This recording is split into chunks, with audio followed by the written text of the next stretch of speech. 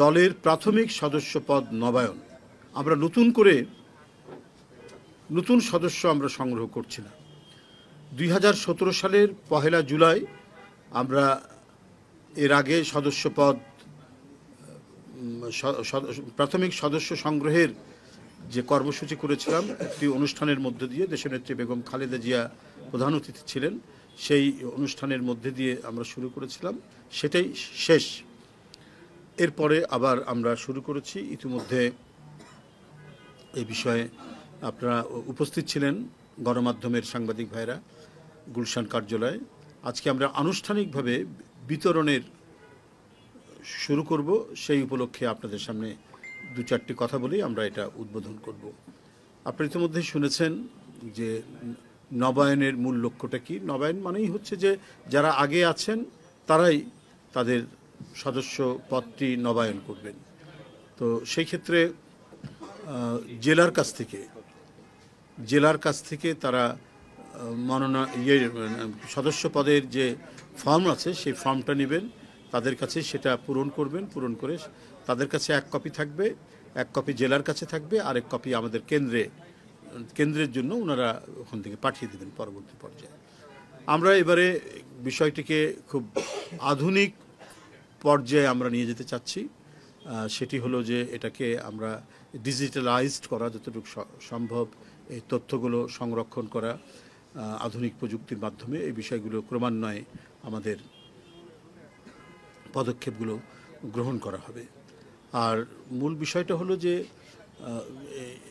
এবারে আমরা এর আগে অনেক কেন্দ্রীয় নেতৃবৃন্দ যারা ছিলেন আমাদের জাতীয় পর্যায়ের, তাদেরকে আমরা দিয়েছি, বলা মাত্রই দিয়েছি, এবং এটা সংগ্রহ করার জন্য নানাভাবেই অনেক নেতৃবৃন্দ নিয়ে নিজের মতো করে সেগুলো করেছেন। কিন্তু এবারে আমরা জেলার বাইরে আমরা কাউকে দেব না। জেলা কমিটির প্রেসিডেন্ট, সেক্রেটারি অথবা আহ্বায়ক সদস্য সচিব তারা এসে নিয়ে যাবেন, অথবা তারা 2 জনে সই করে যাকে মনোনীত করবেন আমরা তার হাতে দিব। এর বাইরে আমরা দিব না। আর এছাড়াও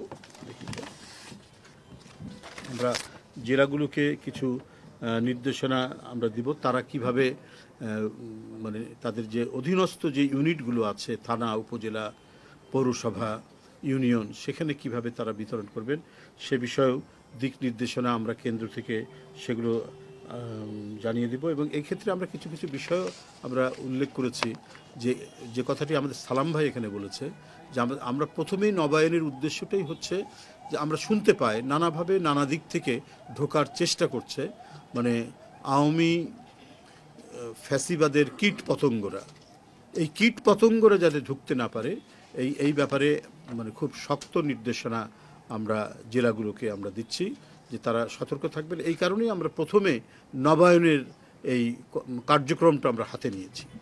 হ্যাঁ, আমরা এটা মানে প্রাইমারি মেম্বারশিপ ড্রাইভ সেটাতে না গিয়ে আমরা নবায়নটা নিয়েছি। যারা আগে আছেন তারাই যেন সেখানে থাকেন।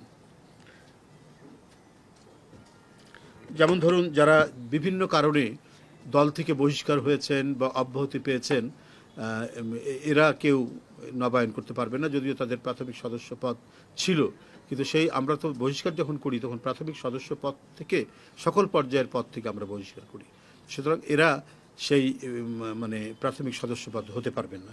এগুলো আমরা পরবর্তীতে জেলাকে আমরা জানিয়ে দেব। তো ঘটনাটা হলো যে এই হচ্ছে আমাদের মূল অবজেক্টিভ, এবং এর সাথে আরও হয়তো কিছু নির্দেশনা থাকবে যেটা স্পেসিফিকভাবে আমরা জেলার সভাপতি, সাধারণ সম্পাদক বা আহ্বায়ক সদস্য সচিবকে আমরা এটা করতে চাই। কারণ আপনারা জানেন যে নানাভাবেই নানা দিক থেকে কোনো একটি ছোট ঘটনা বা ঘটনা না, বিএনপিকে মেলাইন করার জন্য, বিএনপিকে নানাভাবে কলঙ্কিত করার জন্য প্রচেষ্টা। একটা তো ফ্যাসিবাদের দোসররা তো আছেই, নানাভাবে নানা দিক থেকে তারা কাজ করছেন, প্রশাসনে, পুলিশে, তারপরে নানা জায়গায় তাদের অবস্থান রয়েছে। এমনকি মিডিয়াতেও একেবারে সবাই যে আন্দোলনের পক্ষে ছিলেন তা তো না, আপনারা সেটা নিজেরাও জানেন। সেখান থেকেও থাকতে পারে, মালিকগুলো তো অনেকেই ছিল ফ্যাসিবাদের একেবারে কট্টর সমর্থক। তো সেই কারণে আমরা যাতে আমাদের কার্যক্রম এবং রাজনৈতিক কর্মকাণ্ডগুলো যাতে অনেক স্বচ্ছ হয়, এবং এখানে কোনো দিক থেকেই যাতে দোসররা ঢুকতে না পারে বা কোনো ধরনের অপপ্রচার বা অপতথ্য যেটা আপনারাও দেখতে পাচ্ছেন দেশ বিদেশ থেকেও ছড়ানো হচ্ছে, সেগুলো যাতে করতে না পারে এই সব পদগুলো বন্ধ করার জন্য এই নবায়ন কার্যক্রমটা অনেকখানি গুরুত্বপূর্ণ বলে আমরা মনে করি। আমরা বহু জায়গায় দেখতে পাচ্ছি, বহু মন্ত্রণালয় মনে হচ্ছে এটা যেন একটা কোনো একটি বিশেষ রাজনৈতিক দলের ছায়া সেখানে বেশি প্রসারিত, বেশি প্রলম্বিত। কেন কেন এই বিষয়টি? আমরা ওই যে মঈনুদ্দিন ফখরুদ্দিনের সময় যে সরকার, ফখরুদ্দিনের যে সরকার, সেটাকে আমরা শুনেছি সেনা সমর্থিত সরকার। আর এখন কি আমরা এটাকে বলবো জামাত সমর্থিত সরকার?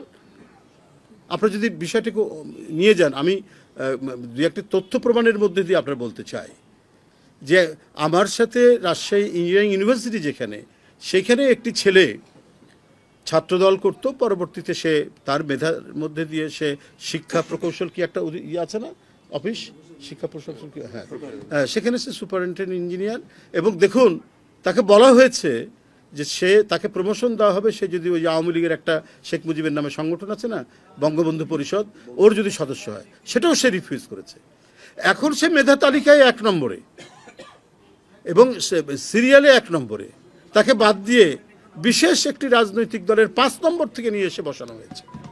সাভার মডেল কলেজে আওয়ামী লীগের সময় যিনি প্রিন্সিপাল ছিলেন, তিনি আগের প্রিন্সিপালকে সরিয়ে দিয়ে এতদিন কাজ করছেন। ঠিক আছে, সেখানে যাকে সরানো হয়েছিল তিনি দায়িত্ব নিয়েছেন, তিনিও ওই বিশেষ রাজনৈতিক দলের লোক, এসেই বিএনপির 2 জন শিক্ষককে ওখান থেকে বাদ দিয়েছেন। তাহলে আমরা কি বলবো? এটা শিক্ষা মন্ত্রণালয় এবং স্বাস্থ্য, এই দুইটা যেন একেবারে পুরোপুরি একটি বিশেষ রাজনৈতিক দল তারা একেবারে তাদের নিয়ন্ত্রণের মধ্যে তারা নিয়ে নিয়েছেন। বড় বড় বিশ্ববিদ্যালয়গুলো আজকে আমরা দেখছি যে সেগুলো হচ্ছে তাদের নিয়ন্ত্রিত। অধিকাংশ ভাইস চ্যান্সেলর দেওয়া হয়েছে বড় বড় বিশ্ববিদ্যালয়গুলোতে তাদের লোক। কেন? একটা তো হচ্ছে যে একটা ইনস্টিটিউশনে আরে মানুষের চেতনা থাকলেও সেটা প্রকাশ করবে কেন? কিন্তু চেতনার যখন বহিঃপ্রকাশ দেখি, সেই চেতনার লোককে যখন আবার একটি প্রতিষ্ঠানের প্রধান বানানো হয়, তো সে তো কখনোই নিরপেক্ষভাবে কোনো কাজ করবে না। আমরা সেই পরিস্থিতি তৈরি হচ্ছে। ফলে অন্তর্বর্তীকালীন সরকার, এই সরকার তো নিশ্চয়ই তার কাজ কাম সব কিছুই হবে নিরপেক্ষ টাইপের, প্রত্যেক মানুষের সেখানে আস্থা থাকবে। এবং এটা আন্দোলনের সরকার, এটা বিপ্লবের সরকার, একটা মহা গণ অভ্যুত্থানের সরকার।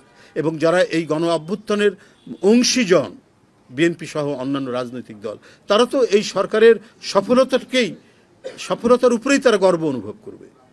কিন্তু এখানে যদি কখনো পার্টিজান দেখা যায়, যে কোনো দিকে হেলে পড়ার বিষয় দেখা যায়, কারো প্রভাব বৃদ্ধির যদি বিষয় দেখা যায়, তাহলে তো আপনার সমালোচনার যে বড় বড় প্রশ্নবিদ্ধ চিহ্নগুলো প্রসারিত হতে থাকবে এবং এইটাই দেখা যাবে। যাই হোক, আমি আর এই বিষয়ে বলতে চাই না। আপনারা যে উদ্দেশ্য নিয়ে আজকের এই অনুষ্ঠান, সেই বিষয়ে আমি আপনাদের কথা বলেছি।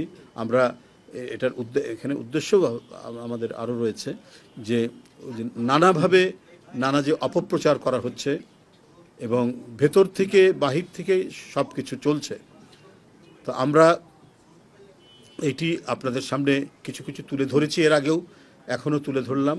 আমাদের কর্মকাণ্ড, এখানে যারা আমাদের দল করেছেন এবং এই 17 বছর নিরবচ্ছিন্নভাবে যারা সংগ্রাম করেছেন, জেল খেটেছেন, রিমান্ডে অত্যাচারের মুখোমুখি হয়েছেন, অত্যাচার সহ্য করেছেন এবং পুলিশের লাঠি গুলি টিয়ার গ্যাসের সামনে দাঁড়িয়ে বুক পেতে যারা দাঁড়িয়েছিলেন, যারা আমাদের দীর্ঘদিন ধরে আমাদের সদস্য ছিলেন, বিশেষ করে 2017 সালের 1 জুলাইয়ের পর থেকে যে সদস্য সংগ্রহ অভিযান শুরু হয়েছে, তারাই আজ থেকে শুরু হওয়া এই যে আমরা যে ফর্ম বিক্রি করছি, নবায়নের যে কর্মসূচি আমরা গ্রহণ করেছি, যে উদ্যোগ গ্রহণ করেছি, তারাই করবেন।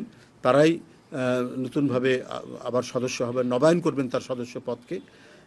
এটাই হচ্ছে আমাদের আজকের মূল অভিষ্ট লক্ষ্য। আমি আজ এই নবায়ন প্রাথমিক সদস্যপদ নবায়নের যে ফর্ম বিক্রির এই অনুষ্ঠানের শুভ উদ্বোধন ঘোষণা করছি।